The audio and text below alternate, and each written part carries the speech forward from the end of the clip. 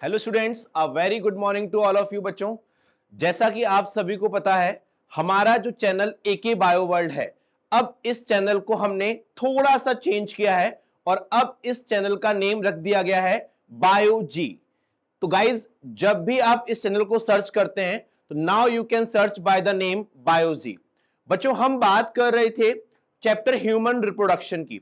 उसमें आपके board exam से रिलेटेड और नीट से रिलेटेड एक बहुत ही इंपॉर्टेंट टॉपिक है, दैट इज मेंस्ट्रुअल साइकिल। आज हम इसी टॉपिक पर डिस्कशन करेंगे। अगर हम बात करते हैं मेंस्ट्रुअल साइकिल की, तो गाइज, जितने भी प्राइमेट फीमेल्स होती हैं, जितनी भी प्राइमेट फीमेल्स होती हैं, प्राइमेट फीमेल्स मींस वो फीमेल्स जो ऑर्डर प्राइमेटा से बिलोंग करती हैं। और अगर हम सिंपली लैंग्वेज में बात करें तो human being, monkey and apps, in organisms में जो फीमेल ऑर्गेनिज्म होता है उनमें एक रेगुलर टाइम इंटरवल पर एक प्रॉपर साइकिल रन करती है उनकी बॉडी में। That cycle is called menstrual cycle. और अगर स्पेशली हम बात करें ह्यूमन बीइंग की, तो ह्यूमन बीइंग में ये साइकिल 28 डेज के टाइम इंटरवल पर रन करती है। गाइज, ह्यूमन फीमेल में और प्राइमेट फीमेल्स में ये जो साइकिल स्टार्ट होती है, ये साइकिल स्टार्ट होती है at the time of puberty, यानी at the age of 11 to 13 years. और उस टाइम को हम बोलते हैं मीनार्ज। जब ये साइकिल स्टार्ट होती है तो that condition is called menarche. और menstrual cycle in most of the females ये स्टॉप हो जाती है at the age of 45 to 50 years. और उस कंडीशन में जब ये स्टॉप हो जाती है, then it is called menopause. What it is called? Menopause. कुछ फीमेल्स में आइदर हेल्थ इश्यूज की वजह से या स्ट्रेस की वजह से या फिर ब्लड की डेफिशिएंसी की वजह से भी प्रॉपर साइकिल रन नहीं करती। तो जब भी बच्चों साइकिल एब्सेंट होती है, that condition is called amenorrhea. That condition is called amenorrhea. So guys, these are the different terms which are related with menstrual cycle.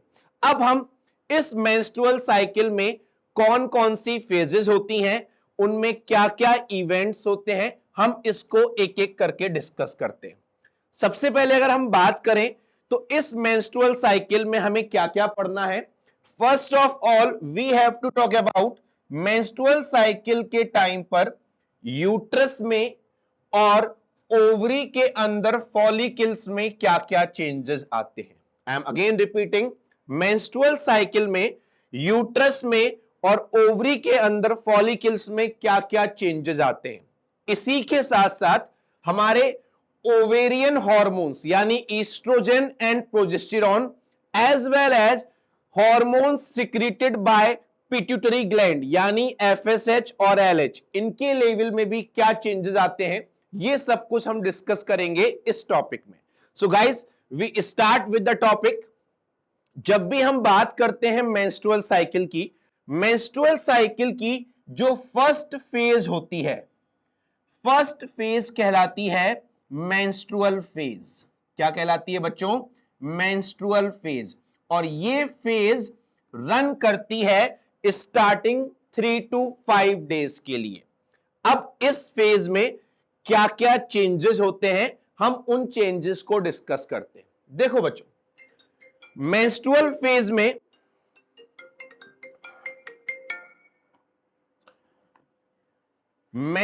Phase में यूट्रस की जो एंडोमेट्रियम होती है, यूट्रस की जो इनर मोस्ट लाइनिंग होती है एंडोमेट्रियम, वो ब्रेक होती है, जिसकी वजह से ब्लीडिंग होती है। क्या होती है? इसकी वजह से ब्लीडिंग। इसीलिए मेंस्ट्रुअल फेज को ब्लीडिंग फेज भी कहा जाता है।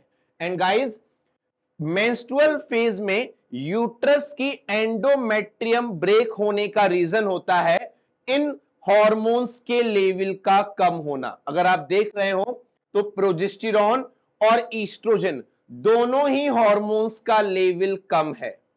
और साथ ही साथ प्रोजेस्टेरॉन और ईस्ट्रोजन का लेवल कम होने के साथ साथ एफएसएच और एलएच का लेवल भी कम होता है during menstrual phase. Clear this thing? So guys, the first thing, endometrium undergo breakdown. Endometrium का ब्रेकडाउन क्यों हो रहा है? प्रोजेस्टेरॉन और ईस्ट्रोजन का लेवल कम होने की वजह से। साथ ही साथ एफएसएच और एलएच का लेवल भी इस फेज में कम होता है। ये अमाउंट कम क्यों होता है हम आगे चलकर डिस्कस करेंगे।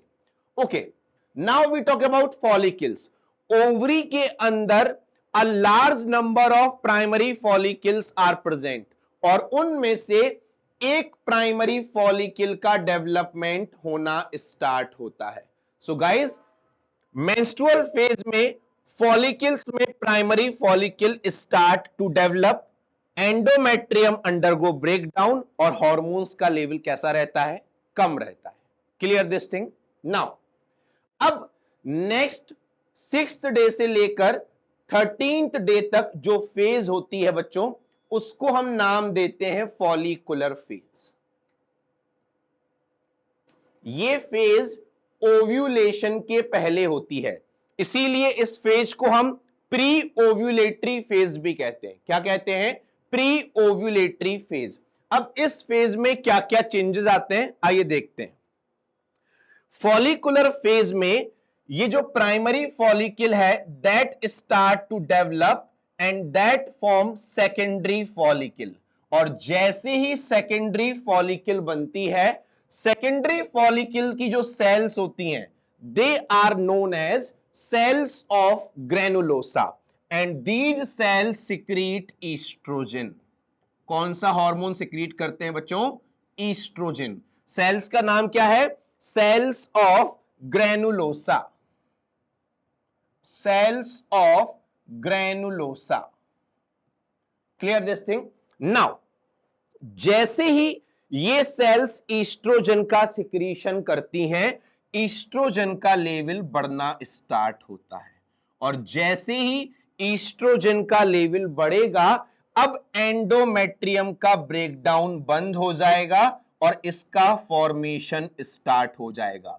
जैसे ही एंडोमेट्रियम का फॉर्मेशन स्टार्ट हुआ, bleeding will stop. Bleeding will stop. And guys, ये जो ईस्ट्रोजन है ये भेजता है positive feedback.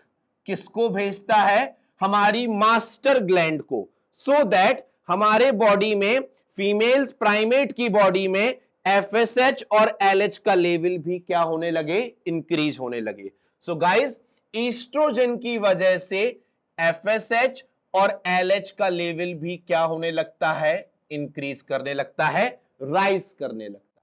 Clear this thing? I am again repeating. Primary follicles convert होती हैं सेकेंडरी फॉलिकल्स में। सेकेंडरी फॉलिकल्स की लाइनिंग है सेल्स ऑफ ग्रेनुलोसा जो प्रोड्यूस करती हैं ईस्ट्रोजन। ईस्ट्रोजन की वजह से एंडोमेट्रियम का फॉर्मेशन स्टार्ट होता है और ब्लीडिंग स्टॉप हो जाती है। ईस्ट्रोजन की वजह से ही एफएसएच और एलएच का लेवल इंक्रीज होता है। ये सारे चेंजेस होते हैं किस फेज में? फॉलिकुलर फेज में। अब देखो बच्चों, जैसे ही एफएसएच का लेवल बढ़ा, एफएसएच का नेम होता है फॉलिकुलर स्टिमुलेटिंग हार्मोन। ये क्या करता है? ये सेकेंडरी फॉलिकल को टर्शरी फॉलिकल में कन्वर्ट करता है और टर्शरी फॉलिकल को मैच्योर ग्राफियन फॉलिकल में कन्वर्ट कर देता है। जैसे ही मैच्योर ग्राफियन फॉलिकल बनती है, it produce a hormone that is called inhibin. जैसा कि नाम है, ये हार्मोन किसी ना किसी चीज को इनहिबिट करता होगा, और बच्चों ये हार्मोन इनहिबिट करता है एफएसएच के लेवल को। क्यों? क्योंकि एफएसएच का काम यहां पर कंप्लीट हो चुका है, फॉलिकल्स का डेवलपमेंट पूरा हो चुका है। तो जैसे ही एफएसएच का लेवल कम होता है, उसी के कंपैरेटिवली एलएच का लेवल हाई हो जाता है, और जब एलएच का लेवल हाई होता है, on the 14th day of cycle, on the 14th day of cycle जैसे ही एलएच का लेवल बढ़ा, ये कंडीशन कहलाती है LH surge. What it called LH surge. और जैसे ही बच्चों LH का लेवल बढ़ता है, ग्राफियन फॉलिकल रप्चर हो जाती है, ओवा रिलीज हो जाता है, और इसी प्रोसेस को हम नाम देते हैं ओव्यूलेशन। सो मेंस्ट्रुअल साइकिल में ऑन 14th डे ओव्यूलेशन होता है, इसीलिए हम उस फेज को नाम देते हैं ओव्यूलेटरी फेज। क्या नाम देते हैं बच्चों? Ovulatory phase. नाउ इस पूरी फॉलिकुलर फेज और ओव्यूलेटरी फेज में प्रोजेस्टेरॉन का लेवल सेम रहता है, यानी लो रहता है, ये इंक्रीज नहीं होता। I am again repeating, follicular phase और ओव्यूलेटरी फेज में एस्ट्रोजन का लेवल इंक्रीज हुआ, एफएसएच का लेवल इंक्रीज हुआ, एलएच का लेवल इंक्रीज हुआ, बट प्रोजेस्टेरॉन का लेवल कैसा रहता है? Low. Clear this thing? Now ovulation होने के बाद 15th डे से लेकर up to the onset of new cycle जो फेज रहती है बच्चों, उसको हम नाम देते हैं ल्यूटियल फेज। इस फेज को हम सिक्रीटरी फेज के नाम से भी जानते हैं। किस फेज के नाम से जानते हैं? सिक्रीटरी फेज के नाम से।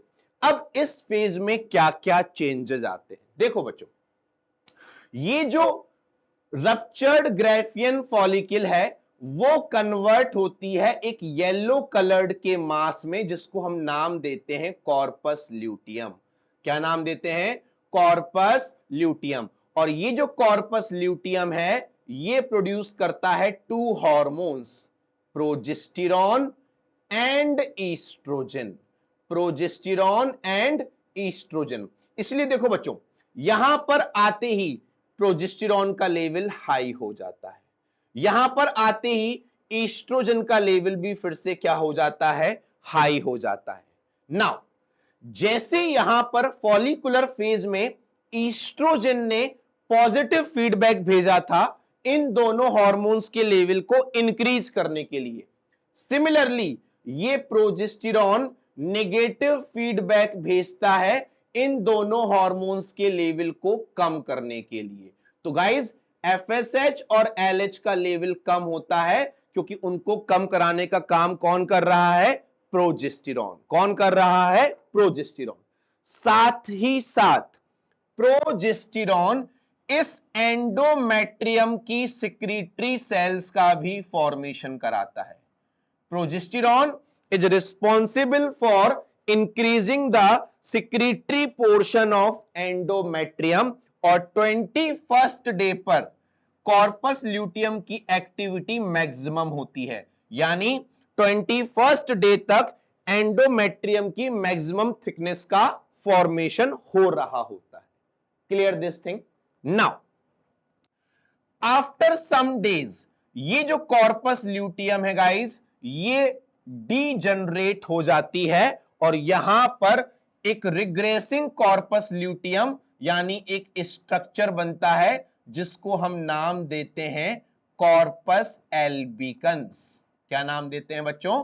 Corpus albicans. और जैसे ही कॉर्पस एल्बिकन्स बना, प्रोजेस्टेरॉन का लेवल और ईस्ट्रोजन का लेवल, दोनों का लेवल क्या हो जाता है बच्चों?